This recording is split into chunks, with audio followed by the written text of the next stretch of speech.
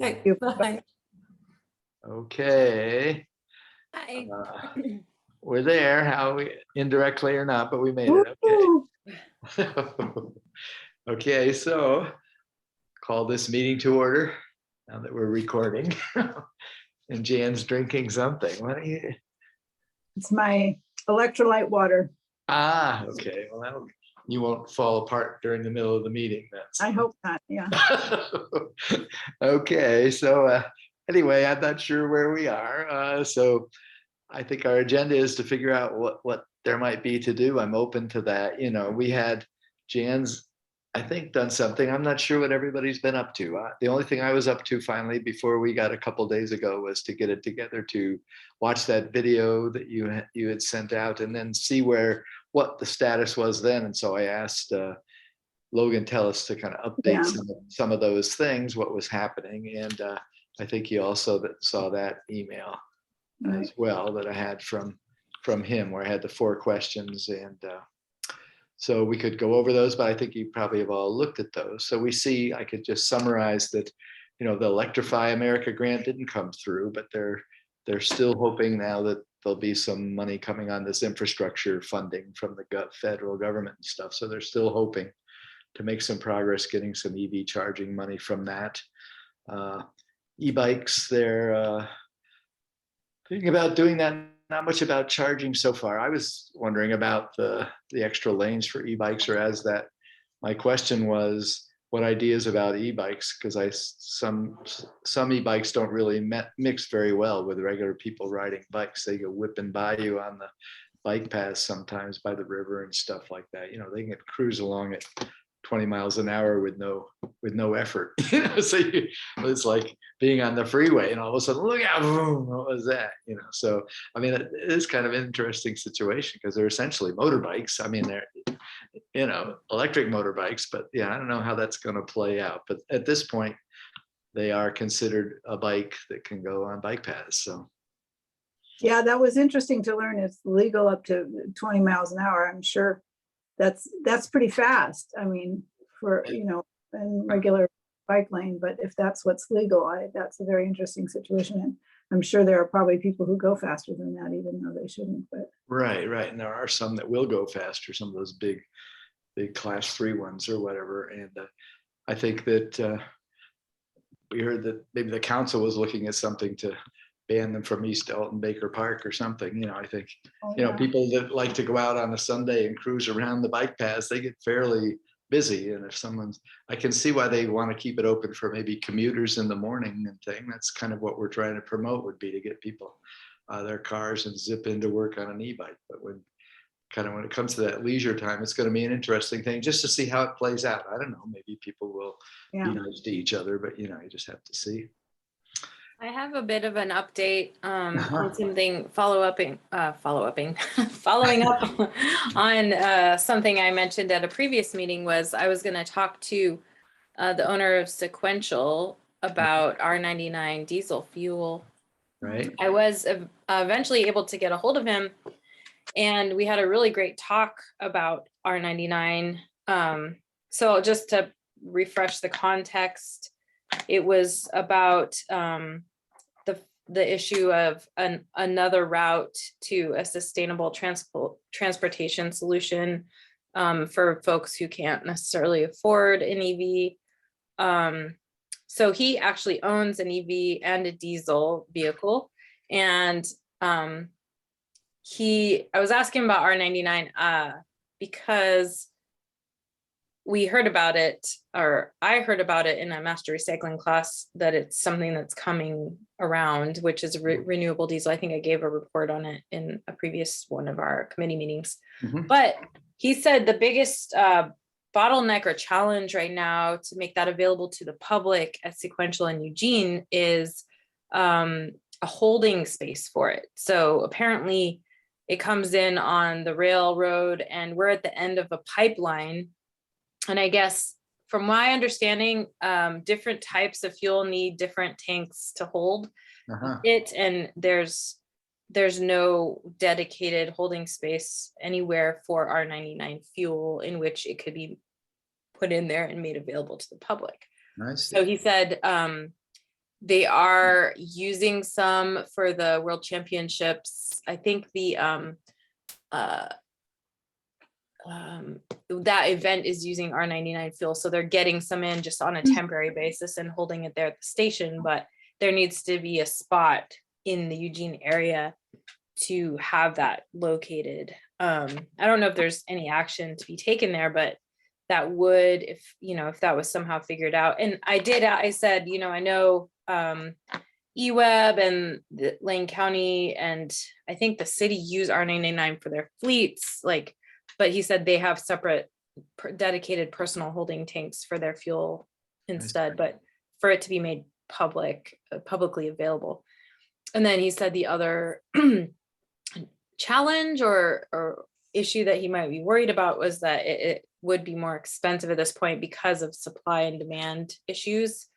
People are getting aware of R99 and the supply is pretty limited. And he sounded like he was pretty selective over who he wanted to supply that fuel because he knew exactly who the feedstocks where it's coming from and that the quality was really good and everything. So that's just kind of an update on that. And then I asked him, he said he had an EV and I was like, well, are there any issues that you can, make me aware of in regards to EVs? And he said that making potential options for continued incentives for folks who buy an EV, because I guess the tax credits are available when you first purchase it, but as you use it on an ongoing basis, there's no continued incentives. So maybe that could be an idea of having a continued incentive, and that could focus on the if there was a way to get a discount through eWeb or something, who might receive ongoing funds for folks who own EVs in the area, but to pass that along to customers and as like a discount on their energy bill or something like that. I Just see. kind of like modeling after the solar potentially. Uh-huh. I thought that was kind of a cool thing. I just thought I'd mention. Okay. And that a lot of folks like putting extra charging stations may not be as effective as incentivizing EVs as we think, because a lot of folks will have those stations and they will charge their vehicles at their place where they live. So putting them out and about at all these places are good for folks who are traveling through town who don't reside here. But most people, I guess, don't you own an EV, Art? Do you just mostly charge yours at home and then And Jan does too. And I think. oh, you both do. Okay. And I do charge at home, but I mean, I think there's so many people that are going to be renting. Home ownership's becoming tougher. And I do believe, so I don't know if it's a requirement. I believe that it's a requirement that new multifamily construction must make amends for that. But there's so much pre-existing stuff that I still think there's going to be some need for charging stations for the people that are renting. You know what I mean? I don't think. So that's that. I kind of agree with that. And that was a kind of a story we heard before. That's what eWeb says as well. Well, maybe we don't need to put so many stations out because people will charge at home. I believe that people would like to charge at home because it is great. You even set it to make sure you're done by 6 a.m, and it starts up in the middle of the night and does it, and and you get low rate and whatever. So I mean, all that's great, but I don't know. I don't believe. Wasn't that something that was discussed? I'm trying to remember. I just heard it. Maybe if it was in the video of Logan from before that. Yeah, that there's some, certainly some truth to that. I do think you're right that there's some market for having some charging, some places downtown for people who may be passing through or just happened to forget to charge last night or whatever it is, but I think most people who own their vehicles will try to charge them at home. Even if they do live in rentals, I think they'll try to figure out some situation for doing that. And I do think working with multifamily places is a good idea. But they were saying that working with, it's more like a county issue, because if you then go for longer rides, you're more likely to get to the coast and not be able to easily find a place to charge. So places like Florence or Cottage Grove or Junction City, but that's a little bit out of our jurisdiction. Right. More of a county issue. Are you on that? Are you liaison liaisoning for us, liaisoning for us with the county process? You know, that I had volunteered to do that, I and thought then so. I sent an email, and I think the whole connection got dropped off when we lost all our staff. So I actually don't remember. I've been meaning to try to email someone or mention it at a meeting that like, yes, I haven't done it yet because we lost everyone after I agreed to do that. But if you all have any suggestions of how I could get linked back into that, I would love that. Right. Yeah, and they did just release their plan or draft plan. I think the plan got adopted actually by the county. No, that's great. I apologize for dropping the ball on that. I So we just, could look at that. And I'm sure there's ongoing work though, just like I think that committee. will continue. What's the staff person's name again? Art, I've forgotten. He used to work for the city. Yeah, and I know, and I even What's- send him emails and I use his name, but I don't have it. I'd have to look in one of my email lists here. I'll get it before we leave or whatever, but he's very friendly and they've done a great job, I think. Steve Nystrom or Mark Nystrom? Yeah, right. It's not One of- Steve. Mark Nystrom. yeah, because I actually think that I heard a presentation from him. Is he like the sustainability consultant Right. for the county? Yeah, he's the one who I Mark. first heard about R99. Mike, is it Mike Nystrom? Mark. I think Mark. it's Mark. I think it's Mark. Mark. I am Right. just useless when it comes to names. I apologize. Mark. Mark, and then how do you spell the last name? Nystrom. Strom. Okay, I will follow back up. I just didn't know even how to search that in my email because I had sent an email. I got one back. I don't have his contact info, but I'm sure you could go to the county website and find him. I I'll can look it send you, I can send you his email because I have it, because I'd been chatting you. with him. I go through little chats with him off and on because he was the board or the staff person for the Sustainability Commission a number of years ago when I Yeah, first. he's the one who did the presentation for the master recyclers. And Mhm. I Oh. was impressed to the max with his information. He Right. brought, he's the one who I was discussing the whole potential R99 diesel solution for folks who can't afford EV right now, and B, might not be able to use an EV with the current technology because they have to tow something, which I am both in that situation. So I actually did go ahead and buy a diesel truck and converted it over to biodiesel. And I'm currently doing all that as a result of that presentation and his answers to my questions. So I feel pretty excited about it. How does that work? What is that? What are you putting there? So I bought a diesel truck because it Right. was actually more affordable than an EV for me. And because I have to tow an Airstream, Uh-huh. I also I sell my wares at events and shows and pop-ups. So I have to have a large space to tow stuff around all the time. Mhm. And there aren't really any affordable EVs right now on the market, except for the ones that are just now coming out that are like way out of my price range. Right. So so I chose the diesel route because the county recommended that when you upgrade your vehicle, you try to buy an EV. And I was like, well, that's not a solution for me. It's not something that I can attain. So I tried to do this biodiesel thing, and I did a lot of research into it, the R99 and biodiesel, and I did it. It's pretty exciting. So what kind of biodiesel do you use? Right.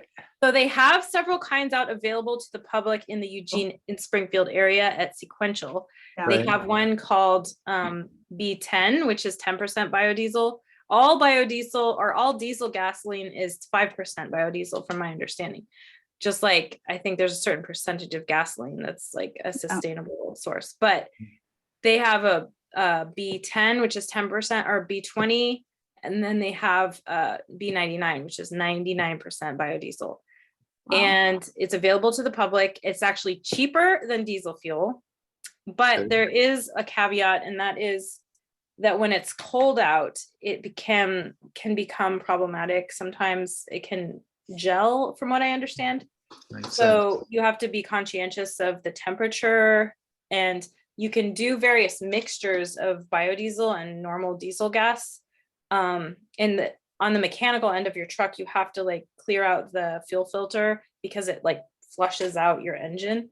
So you just have to be aware of a couple of things mechanically. It's not like running vegetable oil in your vehicle where you have to swap out all of the like gaskets and stuff, but you do have to be a little bit aware. And there's like a fuel additive for the fuel injector cleaner that you can add to make it sustain your engine's performance. But it's Right. pretty cool. And my diesel truck gets like 25 miles to the gallon for a big truck. I was just super impressed. And then the fact that it can run on biodiesel, I'm pretty excited about it as like an interim solution until the technology and my finances catch up to the other options of EVs. Good for you, though. That's cool. You went to a lot of effort to figure that out. Yeah. I have a question back to the R99 and this idea of a storage tank. So did you discuss with him what, if any, have been considered or pursued at all, or that's just an issue and nobody's really dealing with it? Yeah, he said he's in negotiations with Tyree Oil, I think. Maybe Okay. he's poking around for potential solutions. And I said, if there's anything you can think of that we could do, Right. let us know. But I just don't think, I think Yeah. it's kind of at a stage where it's just kind of figuring out It logistics. sounds like private enterprise sort of a thing, so private solution is probably best, but I did think about the city and know that the city does have some fuel storage stuff. It does sound like they're doing, I don't know if they have any additional space where, you Mhm. know, they would be willing to let another tank be there, but maybe. Yeah, I mean, I think it is a private enterprise and, I'm talking about making it available to the public, like private people.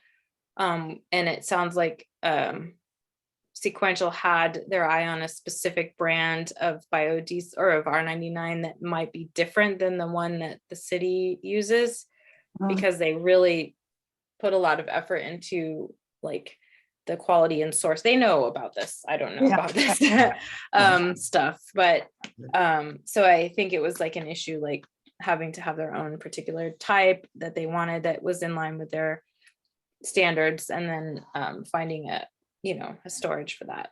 So, Right, yeah, I know there are the big storage tanks north of town for various oil products, and it is the end of the pipeline that comes down from Portland and all. So I don't know. Yeah, you asked him the right question though, and I guess that's the main thing. If he thinks there's something we could do, like the city could get involved in ensuring there'd be siting for such a tank north of town or something, that may be something to look into. But I don't think we want to recommend that if it isn't what's Right. needed, because we don't really Yeah. understand what's going on. right. I mean, it was like an initial venture down a rabbit hole that found some information out, but I don't think we're at a stage of understanding or suggestions or solutions that we could make a recommendation about it. But it's something I'll continue to follow, and maybe I'll follow up with Mark about that from the county and see if he knows of what's happening. I did at one point, I included when I did my research on R99 in the Oregon area, and I had seen that it had been potentially making itself publicly available in Bend. So I could like look more into that and I see if that ever happened, because I think the video I found about that was a few years old. But I don't know how that went. It seemed like based on that video, it was like a news station video, that the perception of biodiesel and R99, no one knew what R99 was. And of course, if this was a couple years ago, that makes sense because even some of us hadn't heard of it. And there's reticence around like, oh, is this going to mess up my vehicle kind of thing, which I think is an attitude held by some diesel vehicle owners in regard to biodiesel because of the issues that I mentioned previously about the temperature and the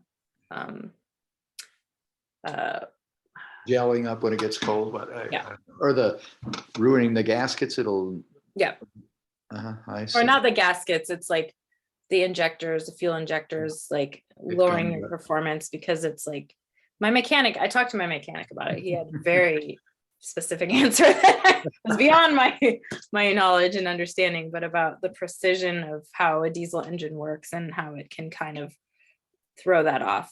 Right. Yeah, and as with anything, I'm sure there's resistance. I mean, regular diesel dealers will try to put that down, but you're right, it probably does take some adjusting. But Mark would be a good person to talk to because Mhm. there'd be a lot more people in the county, the rural people that would want to depend on that than probably really right in the city itself. So it would be good to see what's happening with that at that level. And I wonder if it's an issue of marketing, like once it is available and the bottlenecks have been overcome with the supply and demand and, the storage, educating folks about what it is and how it's beneficial, I think would be like outreach and education would be something, because it is something that's so new, that a lot of folks, and it sounded like there's some stigma against biodiesel that may be floating around out there, and lumping this in with another version of that might be, I don't know. I'm curious about that too, if there might be some way to, I don't know if that's not even something that like the city council or recommendations could be. Right. That might be more of a private effort. Yeah. Yeah, well, I think, it's premature, I guess. If it really gets here and it's somehow manufactured or people really find out how to use it well, then, I mean, just as they're doing public outreach around EVs, one Mhm. might consider whether it's worth to do public outreach around R99 as well. The city Mhm. wouldn't promote a particular brand, but it might maybe Right. want to at least have that as education for people. So I do think it is just that, how around the subject of electrification, there's the thought of just having multiple pathways to a more sustainable solution is nice. But just like, not putting all our eggs in one basket of just electrification in terms of transportation, but like if just having another possible route there. Yeah, Yeah.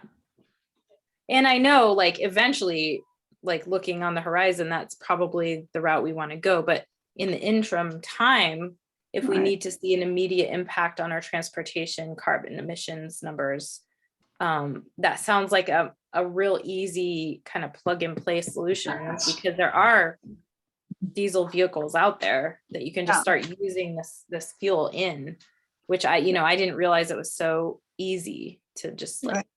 yeah. Yeah, that's cool.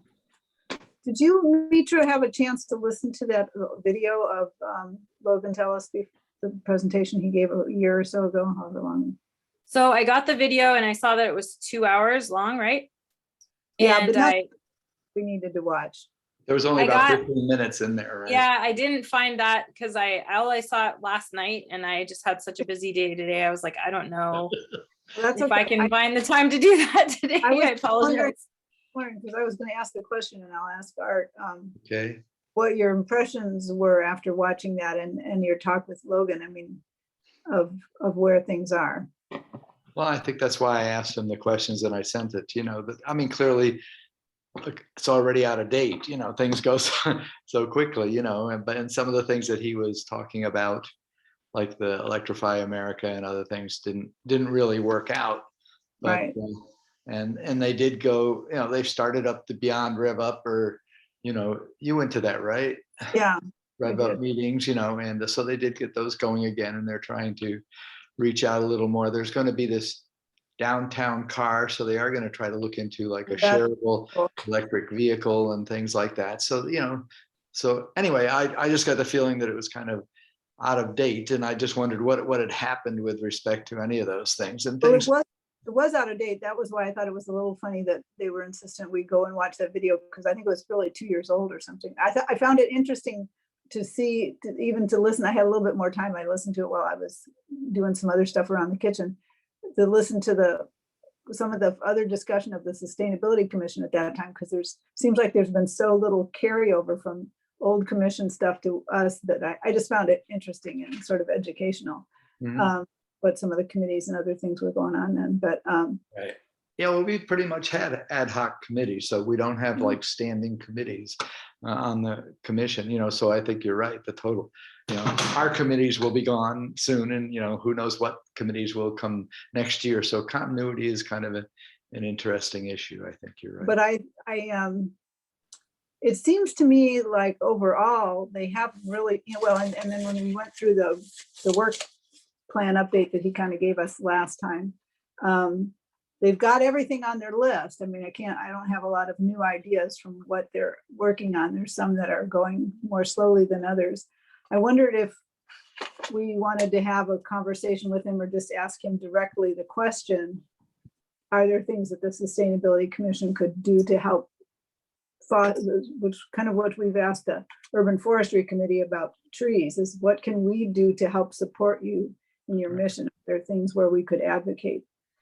And I don't have a great idea about that. Right. I think with the forest, we're in good shape in the sense that they really need to update that forest plan. And I think that's the main thing we can keep doing, is hitting on the city council to update the urban forest plan. But I mean, the EV plan and all of this strategy is quite new, and they are trying to implement it. And so, I mean, I think that's what I mean. I was kind of I'm not sure where we are, what we maybe could bring forward, if there's a need to bring anything forward. You know, you always wish all of these things would move faster, but I didn't really see any big holes, you know, and the things that are moving slowly maybe are a little bit out of their concern. The one thing, you know, so I still think something about the multifamily and charging and rentals and charging is something that's interesting, because that what the city could do maybe to incentivize rental owners to put in chargers, you know, because they may not be that motivated to do it, you know, and I think eventually students will want to have places where they can charge cars. Their parents will buy them a car, but it's still coming. But it would be nice to work with those, or even, you know, all the places around campus, as well as the other multifamily that are already built, just somehow to look into incentives to get them to electrify. And the other thing would be, I think that's true. And the other thing is incentives for the vehicles themselves, whether it's cars or scooters or bikes or whatever, and trying to put that all together in some information that can get used. And I don't know if, I think that some of the incentives have been increased again lately. They'd kind of, but I don't know. I don't have the latest information. And I don't know if that's something that the city, when they're in their legislative program, if they pay attention to, if there's still need to advocate at the state level for continuing or increasing the incentives. But I think in terms of getting people into EVs, I think the state incentives are a big deal. Can I ask a couple questions to you all about EVs? Because I just don't have one. Yeah. What is the cost of charging an EV at your home compared to like what you would be spending on gasoline? Is it like pretty, like, I'm sure it depends on what kind of. I'm not someone to pay attention and to retain the numbers like that, but I've seen it laid out a couple of times. I think it's a lot less than what you would pay for gas, especially given the way the prices are going. Oh, yeah.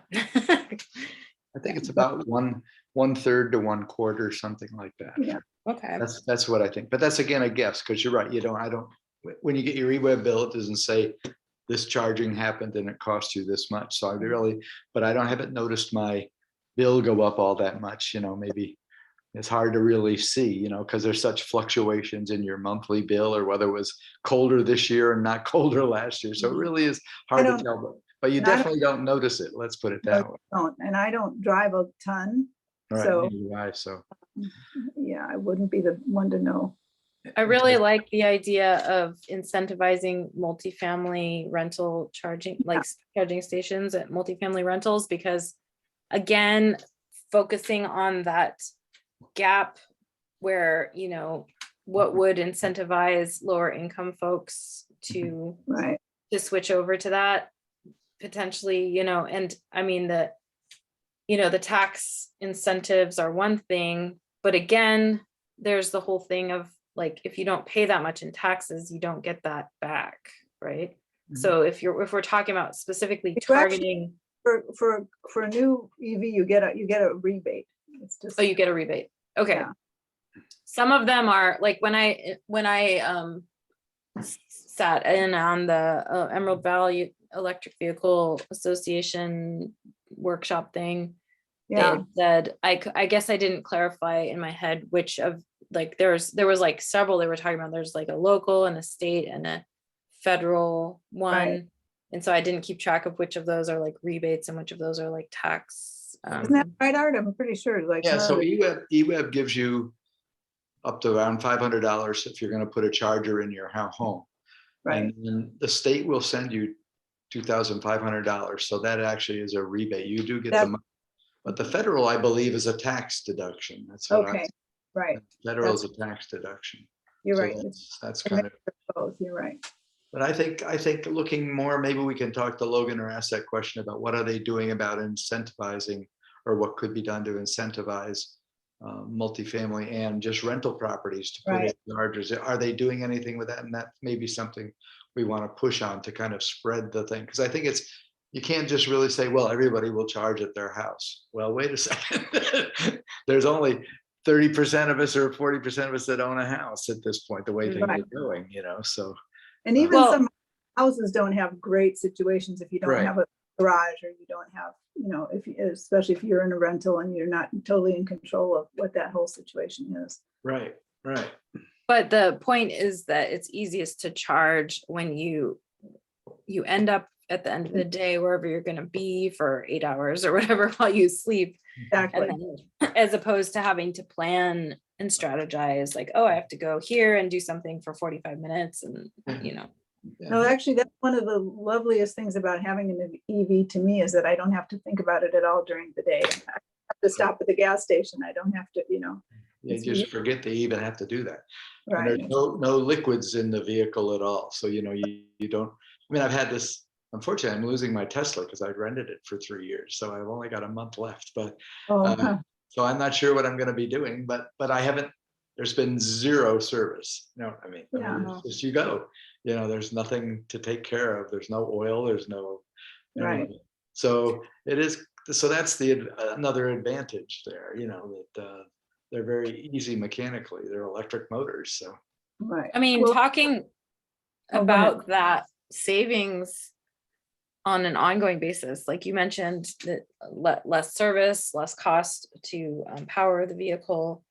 And then, yeah, I think on an ongoing basis, that's, Yeah, something that could be very helpful. Companies are threatening to get a $25,000 EV out there. So maybe within a few years, couple years, there will be some options. That's Mhm. kind of been, you got to see what they are. They have to be not just 100-mile range or something like that. So we'll have to see what they're able to come up with. But I think two things about electric cars. One is the cost, and the other is the ease of charging, ease of getting the power into the vehicle, convenience.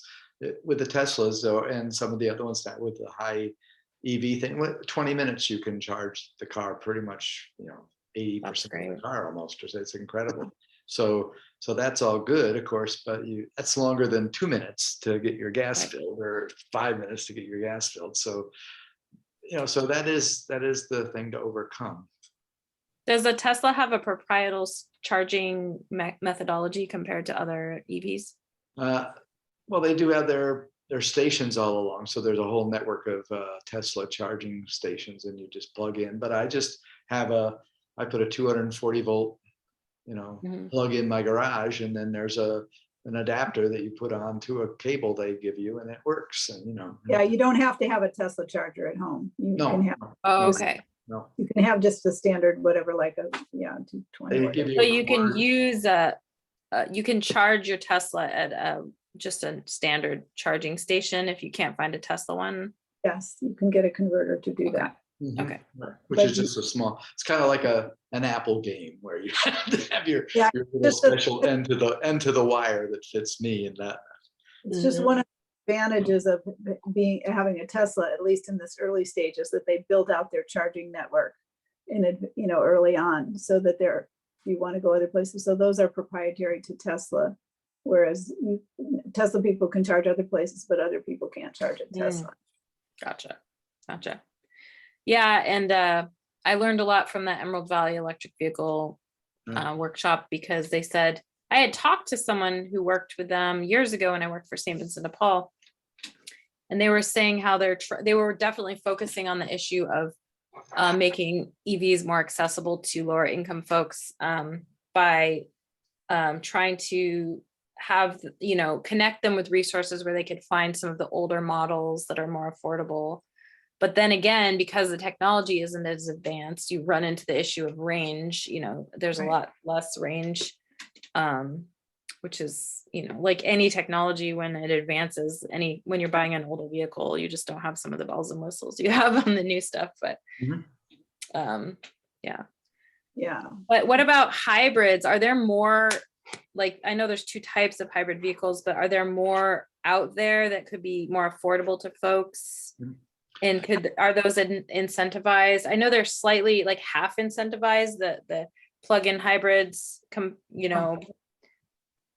but maybe those we could ramp up the incentive for those. Just as the way I think about it is, how can we get a larger mass of people who are using transportation to create, to invest in a more environmentally friendly solution right away by making it more accessible? Because even though it might not be the long-term solution we're like shooting for, it would make an immediate impact and like start reducing. And I don't know. When I look at how many cars are on the road, and I even though you're seeing more and more EVs, it's still, I don't know, what were the numbers that they had in them? It's still, 50%. yeah, at the most, right? So it is a great place to try to concentrate some effort, but it's hard to figure out what's the best way to do that. I do think there are many, because Prius has been around quite a long time and it's pretty popular. So there probably are quite a few used Priuses, I would think, that wouldn't be too terribly expensive. My son he just turned 8. Well, he's turning 18 on Sunday, and I sold him my vehicle when I bought this diesel. But he was like eyeing a Prius, but he's a rock climber and he can't really fit his crash pads in there. So Mhm. that's another thing, is the size of those electric vehicles is problematic for certain folks who have certain hobbies. Right, Yeah. it's true. Well, they're coming. I guess that's Yeah. all we can say, and we're not in I know charge. we find ourselves in this weird. Yeah, well, I wonder if it's hard to know what to do, but I wonder if what maybe the next step is, we had gone all through this work plan and we sort of jotted down where we still had some questions and stuff. And maybe some of those are what you followed up on, Art, but I think there might be a few things here that we could still ask.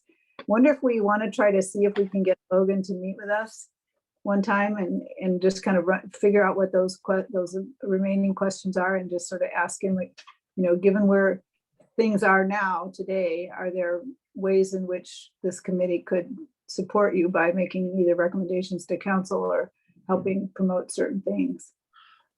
I support what you said at the end. I don't know whether we need to get together with them, but I think you asked the right question at the end. Okay. Yeah. Because I don't think the city is going to get into the deal of giving out incentives for vehicles. I mean, it's just not going to happen. You're going to have to tax people to do that. You're going to say, okay, I just don't think that's happening. But the city is trying to get money and trying to get grant money and trying to do what they can do to improve the accessibility of charging and other things like that. So, I mean, I think, and then we have eWeb, who is in the business of electricity, and they are giving out some incentives, lobbying the state and the feds. Biden's extended some of those incentives and things at the federal level. So, I mean, I think those are not things that we can directly affect. So we had some questions. We had one was around R99. One is about multifamily and other rental incentives. And what else did we have? Well, here's one. I have to go through piece by piece. Establish EV and SEV ready requirements for new city buildings or major retrofits. Develop a plan to strategically retrofit city buildings. And it said no status update. And you say, well, that's something we should be doing. So it's something we could find out about at least. Have they put in anything in place about these requirements for city buildings and retrofitting city buildings? We don't know about that. So there's one. Okay.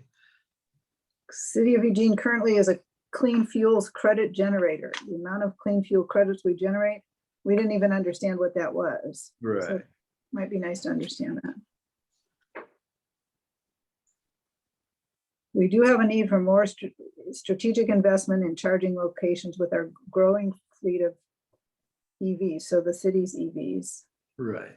So I don't think there's much to recommend with respect to city EVs. I mean, I think they are committed to doing what they can do and with as much money as they have. I mean, I don't think we want to say, hey, buy more city EVs. I mean, I think I think they are doing what, I mean, I feel Right. there's a good commitment to that, but of course it's slow going. Well, I can reach out to Mark. That's what I was wondering, right? So the And county- I will reintroduce myself and try to catch up on what I've missed on the county level, but maybe ask him if there's anything on their radar that we could potentially, recommend. Exactly. So that's kind of, I think we should just go to these people and that are in the know, and maybe there's something bugging them that they know that we could help with, try to move forward. So I think that's the main question to ask them. It is, what have you been up to? How'd the plan come out? And is there anything that the Sustainability Commission of the City of Eugene could do to recommend to City Council that could improve the performance and the implementation of your plan, something like Right. that. Just, and similarly with Logan, we can ask him essentially that question as well. Okay, you've educated us. We see where we are. Is there anything that you believe the Sustainability Commission could do to try to get the council to allocate more money or help do things? So, I mean, I think those are the two questions, two people maybe to push the most on. And I'm still curious, and we could still ask about this multifamily and rental incentives, because I think that's important. Maybe eWeb is in a sense doing that. Maybe eWeb, they probably offer a rental house $500 incentive to put in a charging station as well. But maybe it needs to be pushed. I just don't know what that situation is. I'm just bothered by the response that we don't need to worry about charging stations because people will charge at home. Yeah. It just bothers me. I understand what you're saying. I am charging at home, but I don't believe everyone's going to be able to charge at home. So, all the Well, time. also, there's something to be said for the, folks traveling through here to make sure there's charging stations available, because we're not just talking about, yes, we're the City Council of Eugene, but we're also talking about creating a network countrywide that would incentivize folks, if we're going to incentivize our local people here to buy EVs, one of the things I would be looking into is, how can I travel to the places I want to go and charge my EV? We want to be on that map, for folks. you just said the right word. That's what I was wondering. Maybe we should talk to Travel Lane County and stuff like that, because that's kind of where you want the travels. If you want, I can talk to Carrie over there at Travel Lane County and. okay, great. Because if you want people to come to Eugene, they with an electric vehicle, they got to be able to charge their car while they're here. So that's a good point. Not just going up and down I-5, but just bringing in the people that come to visit, at the I did motels. see, I know a lot of our new hotels, like the ones at the Fifth Street, have like EV charging stations, Sure. but there might be something that we're just not aware of. And they have the perspective of the entirety of Lane County. Very So good. they might have an eye on some of the more like inter-county travel, issues that we're not picking up on. So There was I'll talk to her. who, I can't remember if this was in the video of the old meeting or not, but about large employer locations, Mhm. employees being able to charge during the day at their place of employment. I don't know if there's anything going on with that at all. Yeah, that may be some way to take care of the multifamily people. They can charge when they're at work, but I have gotten off that, because that was when we had the cars that didn't have much range. People drove to work and they had to charge their car, but now, as we see, that's not what you're doing, Right. But if you're going to talk to Travel Lane County, the same question again, find out what's going on, but the same question is, is there anything that the Sustainability Commission could recommend to council that might help the situation? Because I think that's what we're trying to figure out. We don't, So Mitra has 2 assignments. Art, yeah, do it's you- true. You want I'm to take, catching up here. So why don't Logan- you guys split those up? No, I know Carrie. I'm on the board of the Arts and Business Alliance of Eugene with her. So I'm totally comfortable doing that. And then I was the one assigned to be the liaison, and that's me. I totally dropped the ball on that. So I need to Okay. follow back up with Mark. Jan could do that if you want to Yeah. do that. Jan. Well, I'd like to Okay. anyway, because it's regarding R99, and like I said, I own that vehicle now. So So why don't you get in touch with Logan then, Jan? Can you do the Logan thing? Do that. I was just gonna ask if you wanted to do that or you wanted me to do it. I know Carrie Quinn could also talk to her, but it sounds like you're more in touch with her right now I than mean, if you want to talk to Carrie, that's fine. I'll take Mark, I'm good. either one. I'll do Logan. Okay. And Art gets off the hook.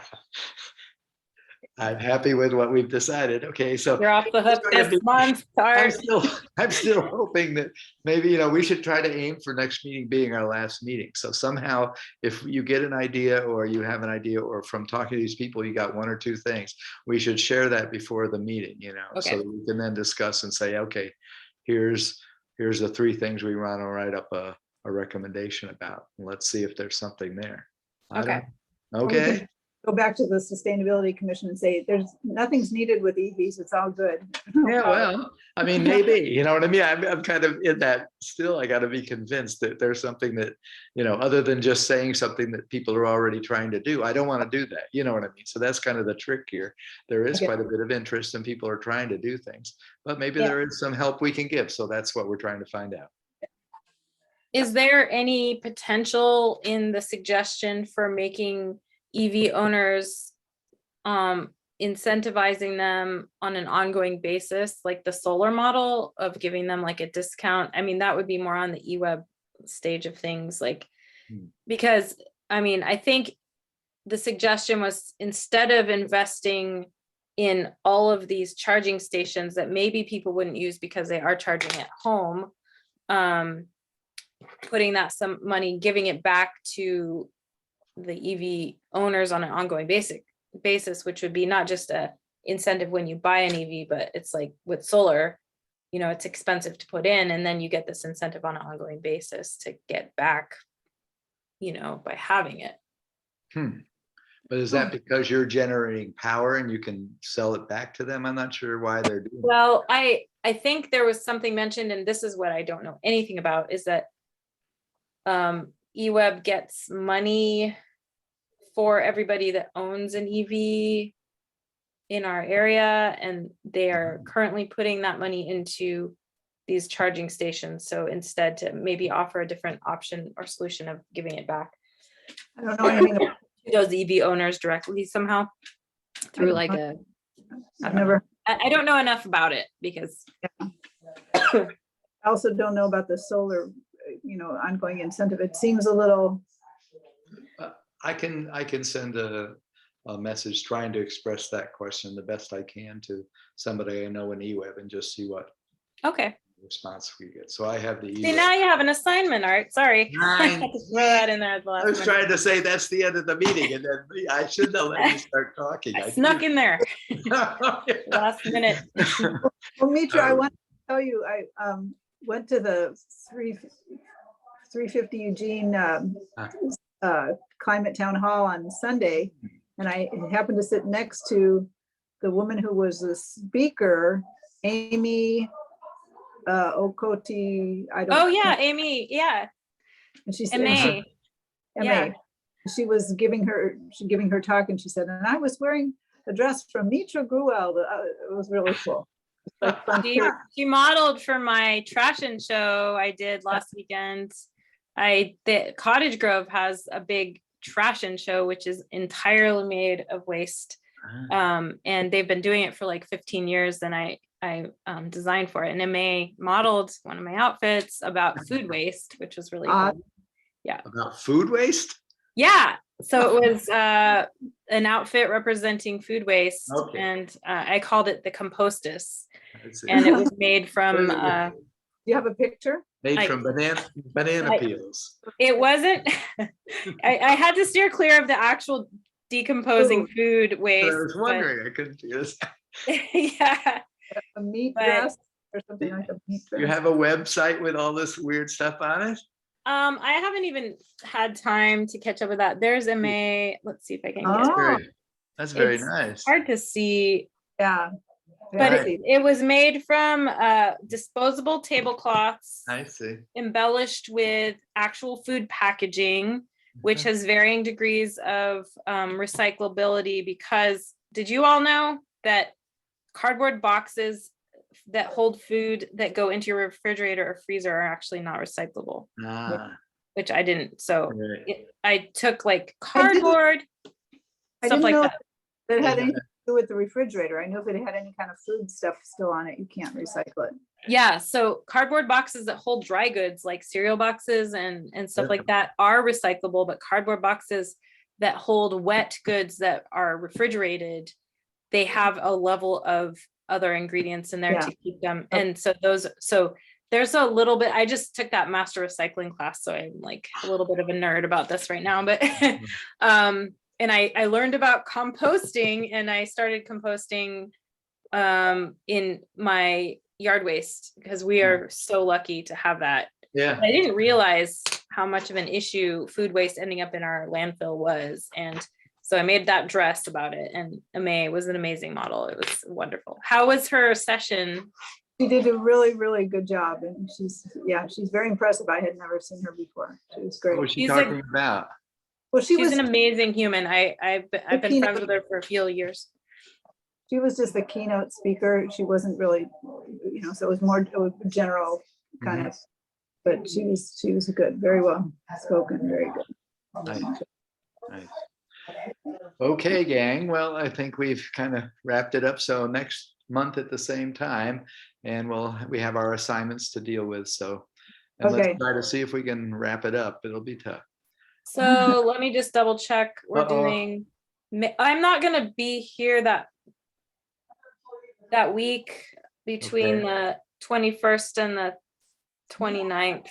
Okay. Here, hang on. Is there any other possible date? The following week. The June 1st? Wait. Wait, whoa. Fourth, so not the fourth week of May. The week, that's the 30th, May 30th through the 3rd. So Yeah, June- so that would be like June 1st. Wait, what is today? Is today Wednesday? Yeah, it's a Wednesday. Okay. Yeah, Wednesday, June 1st. I could do that if that's a possibility for That'd be all you. right. Yeah, that sounds fine. Sorry about that. Can you let the Alright. staff know, Art, then? I think that's fine. So, yeah, well, doesn't seem to matter, but we'll. Well, no, they've actually started putting them on the Right. facility page there, and so, So that works. She just can get promoted as long as she's there to promote us in. So yeah. I'll make sure that I tell her that then. Okay, June 1st at 6 p.m. Because of my fashion show last week, I missed our regular sustainability commission meeting, and I haven't had a chance to look at the video yet. Do we have any staff potential? Did they give an update on that yet? Or- They were gonna be doing interviews this week, I think, for the first round of interviews. They had either 7 or 9 applicants, maybe it was 7. They were gonna interview all of them to do the first round screening. So progress. Yes, excellent. Eventually. It's been a very Thank you. strange year for the commission with that. Yeah. We've been on hold, Yeah. which is very Yeah. frustrating, but Well, it anyway. is. I mean, it's challenging enough to be in COVID land, Right. and remote land, and then to have no staff to, we really notice how much they were doing to kind of try to keep things rolling, and yeah. I would assume starting next September, we'll be meeting again, so that'll be fun with Yeah. staff. So that'll be very different experience next year. Right. Excellent. Yeah. I look forward to it. Thank you. Very Okay, very good. Thanks for coming. Bye. We'll talk to Bye, you. guys. Bye-bye.